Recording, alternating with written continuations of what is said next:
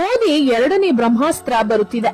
ಸಂವಿಧಾನದಲ್ಲಿರುವ article 30A ಅನ್ನು ತೆಗೆದುಹಾಕಲು ಮೋದಿ ಮತ್ತು ಅಮಿತ್ ಶಾ ಮುಂದಾಗಿದ್ದಾರೆ.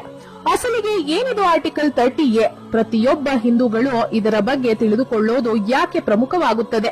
ಹೇಗೆ ಹಿಂದೂಗಳನ್ನು ಯಾಮಾರಿಸಿ ನೆಹರೂರವರು ಕ್ರಿಶ್ಚಿಯನ್ ಮತ್ತು ಇಸ್ಲಾಂ ಧರ್ಮಗಳಿಗೆ ಉಪಯೋಗವಾಗುವ ಹಾಗೆ ಈ ಆರ್ಟಿಕಲ್ 30 ತಂದಿದ್ದರು ತಿಳಿದರೆ ನೀವು ಜೀವನದಲ್ಲಿ ಕಾಂಗ್ರೆಸ್ಗೆ ವೋಟ್ ಹಾಕೋದೇ ಇಲ್ಲ. ಆ ಸಂಪೂರ್ಣ ವಿವರವನ್ನು ಈ ವಿಡಿಯೋದಲ್ಲಿ ನಾವು ನಿಮಗೆ ತಿಳಿಸಿಕೊಡ್ತೀವಿ. ಅದಕ್ಕೂ ಮುನ್ನ ಮತ್ತೊಮ್ಮೆ ನರೇಂದ್ರ ಮೋದಿ ಅವರೇ ದೇಶದ ಪ್ರಧಾನಿಯಾಗಬೇಕು ಅಂತ ನಿಮಗೂ ಕೂಡ ಅನ್ಸಿದ್ರೆ ಈ ವಿಡಿಯೋವನ್ನ ತಪ್ಪದೆ ಲೈಕ್ ಮಾಡಿ ಸ್ನೇಹಿತರೆ. ಇನ್ನು ಸಂವಿಧಾನದಲ್ಲಿ ಈ ಆರ್ಟಿಕಲ್ 30A ಅನ್ನು ಬಾಬಾ ಸಾಹೇಬ್ ಅಂಬೇಡ್ಕರ್ ಬರೆದ ಸಂವಿಧಾನದಲ್ಲಿ ಇರಲಿಲ್ಲ.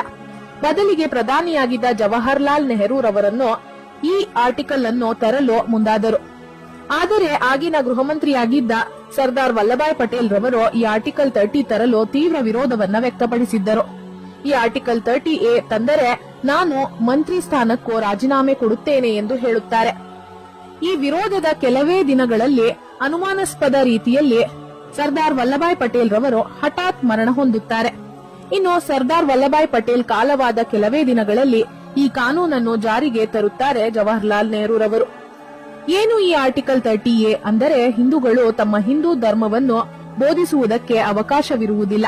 ಅಂದರೆ ಹಿಂದೂಗಳು ಪ್ರೈವೇಟ್ ಸ್ಕೂಲ್ ಮತ್ತು ಕಾಲೇಜ್ಗಳಲ್ಲಿ ಈ ಹಿಂದೂ ಧರ್ಮವನ್ನು ಎಲ್ಲೂ ಕೂಡ ಉಪದೇಶಿಸುವುದಾಗಲಿ ಬೋಧಿಸುವುದಾಗಲಿ ಮಾಡಬಾರದು ಮತ್ತು ಹಿಂದೂ ಧರ್ಮವನ್ನು ಬೋಧಿಸುವುದಕ್ಕಾಗಿ ಸ್ಕೂಲ್ಗಳನ್ನು ಆರಂಭಿಸಬಾರದು. ಅಷ್ಟೇ ಅಲ್ಲದೆ ಕೇಂದ್ರ ಸರ್ಕಾರದ ಸ್ಕೂಲ್ಗಳಾಗಲಿ ಮತ್ತು ರಾಜ್ಯ ಸರ್ಕಾರದ ಸ್ಕೂಲ್ಗಳಾಗಲಿ ಹಿಂದೂ ಧರ್ಮವನ್ನು ಬೋಧಿಸುವಂತಿಲ್ಲ.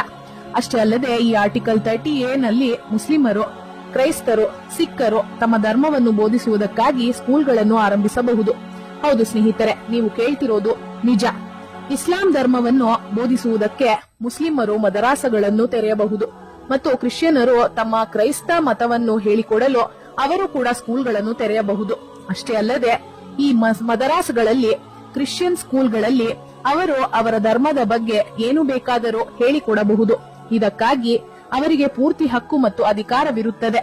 ಆದರೆ ಇಲ್ಲಿಯವರೆಗೂ ಕೂಡ ಭಗವದ್ಗೀತೆಯನ್ನೇ ಆಗಲಿ ರಾಮಾಯಣವನ್ನೇ ಆಗಲಿ ಹೇಳಿಕೊಡಲು ಹಿಂದೂಗಳು ಪ್ರತ್ಯೇಕ ಸ್ಕೂಲ್ಗಳನ್ನು ತೆರೆಯುವಂತಿಲ್ಲ. ಆಶ್ಚರ್ಯಕರ ಸಂಗತಿ ಏನೆಂದರೆ ಹಿಂದೂಗಳು ಮತ್ತು ಹಿಂದೂ ದೇವಾಲಯಗಳ ಹುಂಡಿಗಳಲ್ಲಿ ಹಾಕುವ ಹಣವು ಮುಜರಾಯಿ ಇಲಾಖೆಗೆ ಹೋಗುತ್ತದೆ, ಅಂದರೆ ರಾಜ್ಯ ಸರ್ಕಾರಕ್ಕೆ ಹೋಗುತ್ತದೆ. ಈ ಹಣವನ್ನು ರಾಜ್ಯ ಸರ್ಕಾರವು ಮಸೀದಿಗಳು, ಚರ್ಚ್ಗಳ ಉದ್ಧಾರಕ್ಕಾಗಿ ಬಳಸುತ್ತಾರೆ. ಆದರೆ ಮಸೀದಿಗಳು, ಚರ್ಚ್ಗಳಿಗೆ ಬರುವ ದಾನದ ಹಣವನ್ನು ಸರ್ಕಾರ ಮುಟ್ಟುವುದೇ ಇಲ್ಲ. ಈ ಕಾನೂನು 30A ಆರ್ಟಿಕಲ್ ಅನ್ನು ಹಿಂದೂಗಳ ಮೇಲೆ ಉದ್ದೇಶಪೂರ್ವಕವಾಗಿ ಅಂದಿನ ಪ್ರಧಾನಿಯಾಗಿದ್ದ ನೆಹರೂರವರು ತಂದಿದ್ದರು. ಇದನ್ನು ತೆಗೆದುಹಾಕುವ ಧೈರ್ಯ ಮತ್ತು ಗುಂಡಿಗೆ ಇಲ್ಲಿಯವರೆಗೂ ಕೂಡ ಯಾವ ಪ್ರಧಾನಿಗೂ ಇರಲಿಲ್ಲ.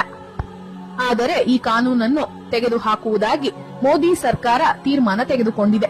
ಇನ್ನು ಹಿಂದೂ ವಿರೋಧಿಯಾದ ಈ ಆರ್ಟಿಕಲ್ 30A ಅನ್ನು ಮೋದಿ ಸರ್ಕಾರ ಕೂಡಲೇ ತೆಗೆದು ಹಾಕಬೇಕಾ? ಹೌದು ಅನ್ನೋ ಹಾಗಿದ್ರೆ ಎಸ್ ಅಂತ, ಇಲ್ಲ ಅನ್ನೋ ಹಾಗಿದ್ರೆ ನೋ ಅಂತ ನಮಗೆ ಕಮೆಂಟ್ ಮಾಡಿ ನಿಮ್ಮ ಅಭಿಪ್ರಾಯವನ್ನ ತಿಳಿಸಿ. ಹಾಗೆ ಈ ವಿಡಿಯೋವನ್ನ ತಪ್ಪದೆ ಎಲ್ಲರಿಗೂ ಶೇರ್ ಮಾಡಿ. ಧನ್ಯವಾದಗಳು.